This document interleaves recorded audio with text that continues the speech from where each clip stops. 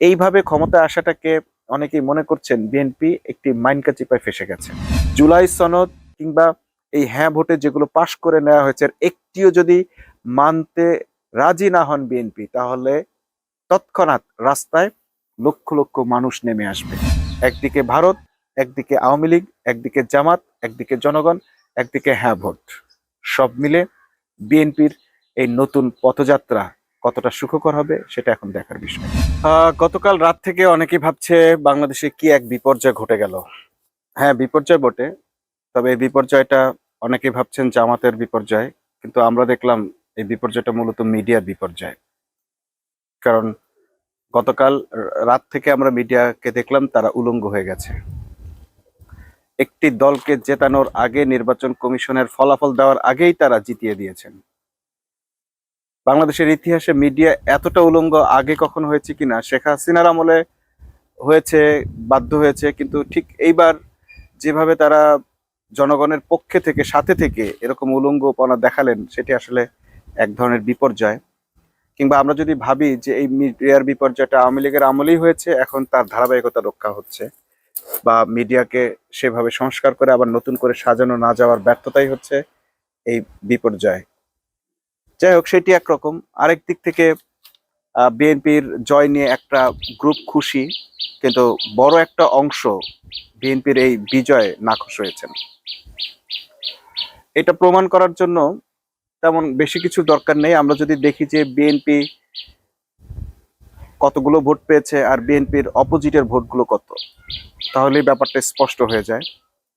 আরেকটা বিষয়, সেটা হচ্ছে বিএনপি এবার ইচ্ছা করেই না ভোট দিয়েছে, আর বিএনপির বিরুদ্ধে যারা, তারা দিয়েছে হা ভোট। তো এই যে হা ভোটের পরিমাণ, সেটি হচ্ছে প্রায় 75 থেকে 77%। তো এই 75 থেকে 77% লোক বিএনপির সঙ্গে একমত নয়, তাদের বিরুদ্ধে। সো বিএনপি যেটা ভাবছে যে তারা জিতে গেছে, কিন্তু অপরপক্ষে দেখতে পাচ্ছি আমরা এই সুষ্ঠু গণতন্ত্রের মধ্যেই আমরা দেখতে পাচ্ছি যে অধিকাংশ লোক বিএনপির বিরুদ্ধে চলে গেছে।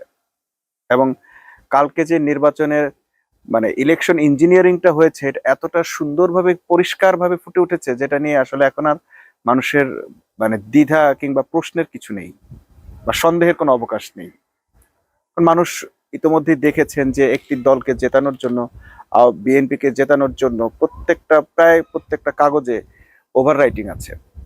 এবং সেখানে যেখানে দেখা গেছে 242 ভোট পেয়েছে, সেখানে 1242 অর্থাৎ 1 যোগ করে দেওয়া হয়েছে। কোথাও পেয়েছে 1000 ভোট, সেখানে 1500 করে দেওয়া হয়েছে, ডিজিট বাড়ানো হয়েছে। কোথাও কোথাও এর চেয়ে বেশি করা হয়েছে। আমরা যখন ফলাফলটা দেখি, তখন প্রথম দিকেই দেখলাম যে সব আসনেই মোটামুটি লিডে থাকতেছে জামাত, দাঁড়িপাল্লা।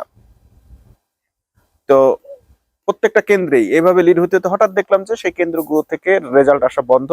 হঠাৎ করে অনেকগুলো কেন্দ্র থেকে একসঙ্গে রেজাল্ট আসতেছে, এবং সেখানে আর কোনো কাগজপত্রের খবর নাই, শুধুমাত্র ঘোষণা আসতেছে। এটাই সাধারণত হয় যে রিটার্নিং অফিসাররা শেষ পর্যন্ত, তারা যেহেতু একটা শক্তি নিয়ে থাকেন, রাষ্ট্রের একটা অংশ হচ্ছে রিটার্নিং অফিসার বা ডিসি, তারা যে কোনো কিছু ঘোষণা দিলে সেখানে সেটাকে ওলট পালট করা বা ঠিক নয় এটা বলারও কোনো সুযোগ থাকে না। আমার কাছে একটা কাগজ আছে, কিন্তু 10 জন বা 50 জনের কাগজ নিয়ে আমি তাৎক্ষণিক তাকে প্রোটেস্ট করতে পারি না যে দেখেন আপনার 50 জনের ফলাফলে কি এসছে। তো এইটা একটা বিষয় যে রিটার্নিং অফিসাররা এই কাজটা করেছেন বা করতে পারেন। আরেকটা বিষয়, সেটা হচ্ছে যে সবকিছু সত্ত্বেও বিএনপি শেষ পর্যন্ত ক্ষমতায় এসে গেছে, বা ক্ষমতার কাছাকাছি, বা তারা নির্বাচনে জিতে গেছে, এখন শুধু হস্তান্তর বাকি। আমরা ধরে নিচ্ছি যে খুব শীঘ্রই বিএনপির চেয়ারপারসন তারেক রহমান শপথ নেবেন, ক্ষমতা ভার গ্রহণ করবেন। কিন্তু এত কিছুর মধ্যেও, যেখানে একটা বিশাল জনগোষ্ঠী এবার জামাতের প্রতি সমর্থন জানিয়েছে, এক ধরনের জয়কার আমরা দেখলাম জামাতের, কিন্তু তারপরও জামাত নির্বাচনে ভালো করেনি। অর্থাৎ বিএনপির কাছাকাছিও যেতে পারেনি আসন সংখ্যায়। এই ব্যাপারটাকে জামাত কিভাবে দেখছে? আমরা দেখলাম জামাতের মধ্যে তেমন কোনো ধরনের হা-হুতাশ নেই, যতটা জামাতের সমর্থক কর্মী বা ভোটারদের মধ্যে আছে, জামাত লিডারদের মধ্যে সেই হায় হুতাশ বা হতাশার ভাবটি নেই। তারা স্পষ্ট করেছেন যে তাদের সঙ্গে ইলেকশন ইঞ্জিনিয়ারিং হয়েছে, ভোট গণনায় গাফিলতি বা 2 নম্বরই হয়েছে, এটা তারা বলছেন, কিন্তু এইটার জন্য যে তারা মানসিকভাবে প্রস্তুত ছিলেন, সেটা তাদের বক্তব্য কিন্তু উঠে এসেছে। ডাক্তার শফিকুর রহমান জামাতের যিনি আমির, তিনি স্পষ্ট বলেছেন গণতন্ত্রের সৌন্দর্যটা এটা যে একটা দল জিতবে আর একটা দল হারবে। যদি হারার মন মানসিকতা না থাকে বা পরাজয় স্বীকার করার মতো মন মানসিকতা না থাকে, তাহলে আমরা মনে করি যে নির্বাচনে অংশ নেওয়াই উচিত নয়। তো এমন কথা দিয়ে তিনি মূলত নিজেদের কর্মীদেরকে, নেতাদেরকে এবং নিজেকেই সান্ত্বনা দিয়েছেন যে আসলে হার জিত এটা কোনো ব্যাপার না, আমরা হারতেই পারি, এটা কোনো বিষয় নয়। অর্থাৎ তারা এটাকে স্বাভাবিকভাবে নিয়েছেন। কারণটা কি? অনেকেই ভাবছেন জামাত জনগণের আমানত রক্ষা করতে পারলো না, অর্থাৎ জনগণ তাদেরকে যে এত ভোট দিল স্বতঃস্ফূর্তভাবে গেল, জীবনের ঝুঁকি নিয়ে একটি দলের বিরোধিতা করে তাদেরকে ভোট দিল, কিন্তু জামাত তাদের সেই ভোটের মান মর্যাদা রক্ষা করতে পারেনি, আমানত রক্ষা করতে পারেনি। কিন্তু বিষয়টা কি আসলে তাই? জনগণ যা ভোট দিয়েছে জামাত মনে করে তারা সেই ভোটটাই পেয়েছে। হ্যাঁ, কিছু আসনে কিছু ভোট কম বেশি করেছে, কিন্তু এর মানে এই নয় যে জনগণের ভোটের কোনো মর্যাদা নেই। আমরা দেখতে পাচ্ছি যে জামাত এই মুহূর্তে যে কয়টি আসন পেয়েছে, প্রায় ৮০টার মতো আসন বা ৭৫ থেকে ৮০টার মতো আসন যে পেয়েছে তারা, সব মিলে জোট সহ বা একাই। তো এই আসনের মধ্যে এমন আসন, এর বাইরে যে আসনগুলো আছে তার মধ্যে প্রায় হেরে যাওয়া আসনের মধ্যে আছে প্রায় ৫০ থেকে ৫৩টা আসন আছে যেখানে জামাত হেরেছে মাত্র ৩ থেকে ৫ হাজার ভোটের ব্যবধানে। তো এই যে হেরে যাওয়া ব্যবধান, মামুনুল হকের একটা আসন আছে যেখানে ব্যবধান মাত্র ২ হাজার। তো এইরকম স্বল্প ব্যবধানে হেরে যাওয়ার বিষয়টা আরো একটা জিনিস স্পষ্ট হয় যে আসলে জামাতকে মানুষ ভোট দিয়েছে এবং জামাতকে যেন মানুষ সুষ্ঠুভাবে ভোট দিতে পারে সেই ব্যবস্থাটি বাংলাদেশের সেনাবাহিনী এবং ইউনূস সরকার সেই ব্যবস্থাটা করতে পেরেছে। আমরা এতগুলো ভোট অমুক দলকে দিয়েছি এটা দেখানোটাই হচ্ছে আসলে ক্রেডিট। এরপর ফলাফল যেটা চুরি হয়েছে বা হয়ে গেছে বা হচ্ছে বা হতে পারে বলে আমরা মনে করছি, সেইটার জন্য যে খুব বেশি দুঃখ প্রকাশের বা হাই হুতাশের ব্যাপার আছে এমনটি কিন্তু অনেকেই মনে করছেন না। কেন মনে করছেন না? তার একটি বড় কারণ হচ্ছে এইভাবে ক্ষমতায় আসাটাকে অনেকেই মনে করছেন বিএনপি একটি মাইনকা চিপায় ফেসে গেছে। এই মুহূর্তে বিএনপি যদি ক্ষমতায় আসে বা এসে গেছে, আমরা ধরে নিচ্ছি যে ক্ষমতায় এসেছে, তো এই মুহূর্তে বিএনপি কি স্বস্তিতে আছে নাকি অস্বস্তিতে আছে? যদি আমরা একটু বিশ্লেষণ করে আমরা দেখবো যে বিএনপির জন্য আসলে স্বস্তির চেয়ে অস্বস্তির কারণ বেশি। কারণ হ্যাঁ ভোট জিতে গেছে ৭৫% ভোটে। ৭৫% বা ৭৭% মানুষ ভোট দিয়েছে হ্যাঁ এর পক্ষে। যে হ্যাঁ জিতে গেলে জনগণ এমনিতেই জিতে যায়। হ্যাঁ জিতে গেলে জুলাই সনদ জিতে যায়, জুলাই সনদ জিতে গেলে সারা বাংলাদেশের ১৮ কোটি মানুষ জিতে যায়। হ্যাঁ ভোটের সঙ্গে আরো যে কয়েকটি অপশন রয়েছে, স্বচ্ছ নিয়োগ প্রক্রিয়া, রাষ্ট্রপতি এবং প্রধানমন্ত্রীর ক্ষমতার বিকেন্দ্রীকরণ বা ভারসাম্য, এরপর হচ্ছে নিয়োগ প্রক্রিয়াগুলোতে সরাসরি প্রধানমন্ত্রীর হস্তক্ষেপ কমানো, বিশেষ বিশেষ জায়গায় সেন্সিটিভ পদগুলোতে, সরকারি পদগুলোতে নিয়োগ প্রক্রিয়ার ক্ষেত্রে সরকারের হস্তক্ষেপ না থাকা, অর্থাৎ স্বচ্ছ প্রক্রিয়া অবলম্বন করা, এবং সবচেয়ে বড় বিষয় সেটি হচ্ছে প্রধানমন্ত্রী একসঙ্গে দুইবারের বেশি কেউ থাকতে পারবেন না। আবার যিনি প্রধানমন্ত্রী থাকবেন তিনি দলের প্রধান থাকতে পারবেন না।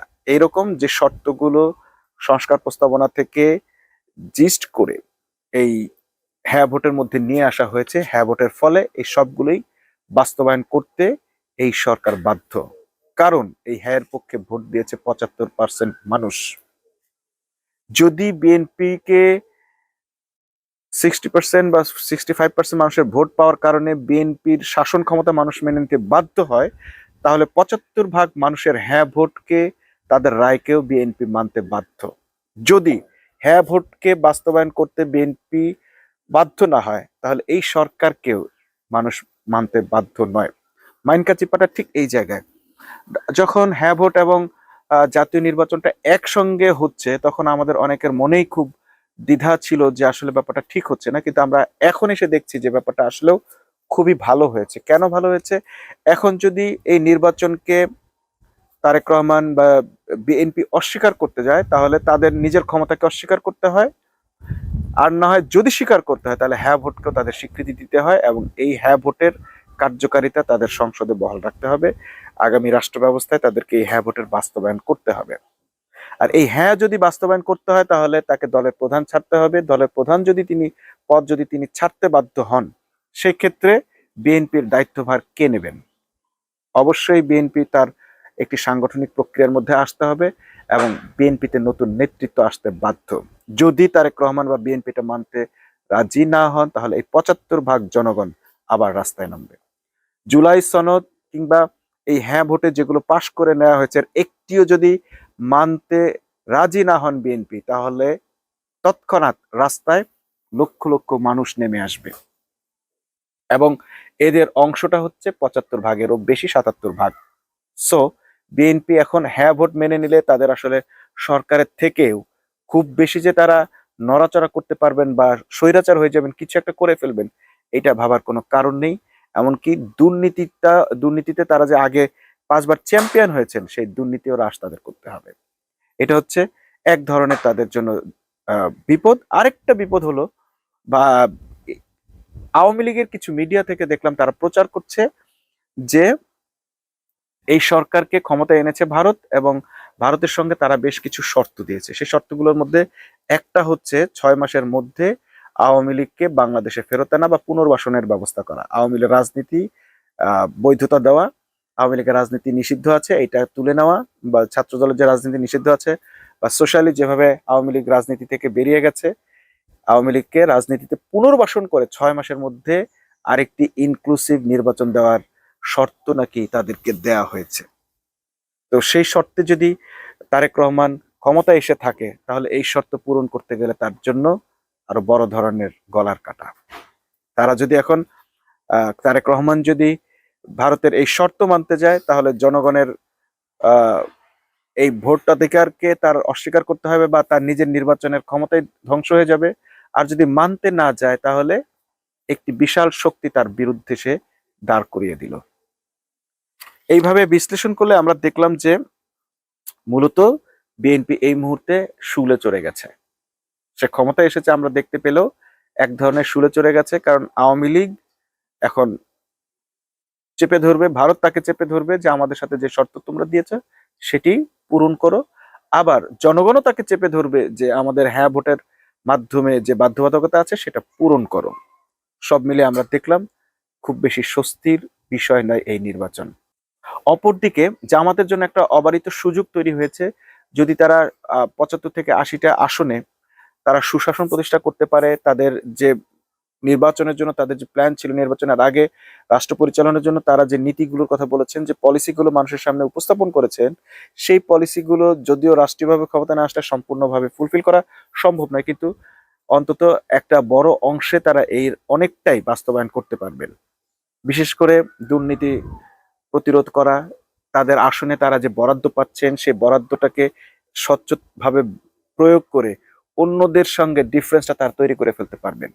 তারা যখন হিসাব দিবেন যে আমরা এত কোটি টাকা রাষ্ট্র থেকে, সরকার থেকে বরাদ্দ পেয়েছি এবং এই খাতে খরচ করেছে, তখন অন্য এমপিরা দুর্নীতি করলেও তাদের এইটা দেখাতে তারা বাধ্য হবেন যে হ্যাঁ আমরা এত খরচ করেছি। কিংবা তাদের জনগণই, যেখানে তারা দেখা গেছে 3 থেকে 5 হাজার ভোটে তারা জয়ী হয়েছেন, তো সেই বাকি জনগণ তাদেরকে গলা টিপে ধরবে যে তোমাদের হিসাবটা দাও, তোমরাও তো এত বরাদ্দ পেয়েছো, সেই বরাদ্দের টাকা কি করেছো। অর্থাৎ বাংলাদেশ একটি নতুন দিকে যাত্রা করতে যাচ্ছে বলে আমরা ধরে নিচ্ছি।